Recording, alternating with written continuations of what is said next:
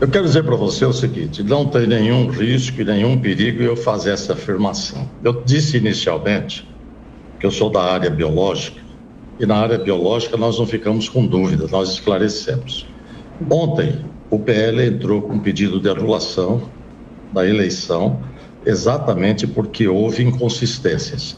Eu tenho o relatório das Forças Armadas, e o que diz aqui é que nesse relatório das Forças Armadas, eles foram impedidos de ter acesso ao código-fonte.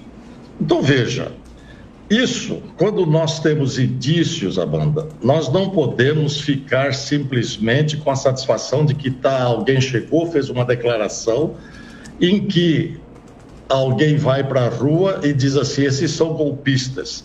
O que significa golpe? É importante a gente fazer uma análise fria disso.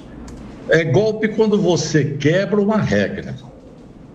E a Constituição brasileira, desde 1988, ela dá condição de manifestação diante a insatisfação. Ninguém é obrigado por lei a fazer ou declarar alguma coisa que não esteja convicto daquilo. E nem é impedido de que assim seja.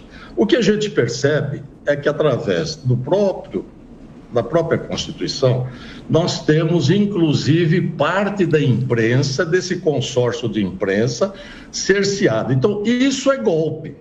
Existe uma regra, existem princípios, existem maneiras de se chegar a um determinado posicionamento, inclusive dando condição ao controverso, e você tem exatamente um cerceamento de quem deveria zelar pela lisura do processo. Se há dúvida, isso tem que ser mostrado. Então, esse pessoal que está aí, que é o pessoal que foi usado, inclusive, essa companhia, não me lembro o nome aqui agora, que foi contratada pelo PL, né, mostrando que todas as urnas, principalmente as urnas antes de 2020, elas são passíveis de serem adulteradas e serem manipuladas. E o Exército não teve acesso ao código-fonte. Portanto, o Exército diz o seguinte, que é possível que haja manipulação.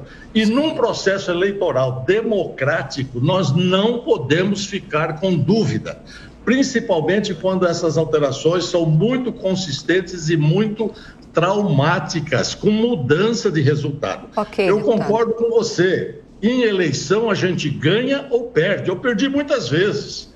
Eu não tenho problema de perder e quero crer que grande parte de um jogo, quando você entra para jogar, você entra a jogar sabendo as regras. E essas regras não podem ser mudadas. E nós, Amanda, vivemos num país, ou seja, numa condição, não num país, mas numa condição material.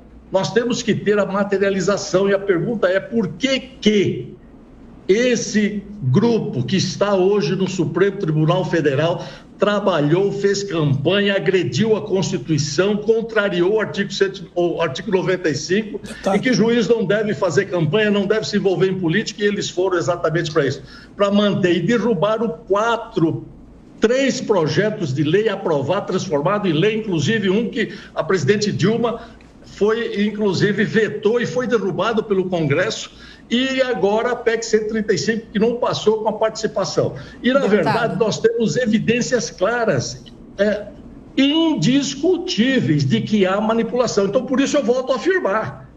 Eu volto a afirmar sem nenhum medo. Essa verdade virá à tona, para que verdadeiramente nós tenhamos um processo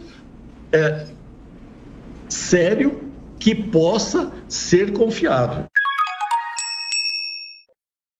Uai, seu app de vídeos curtos.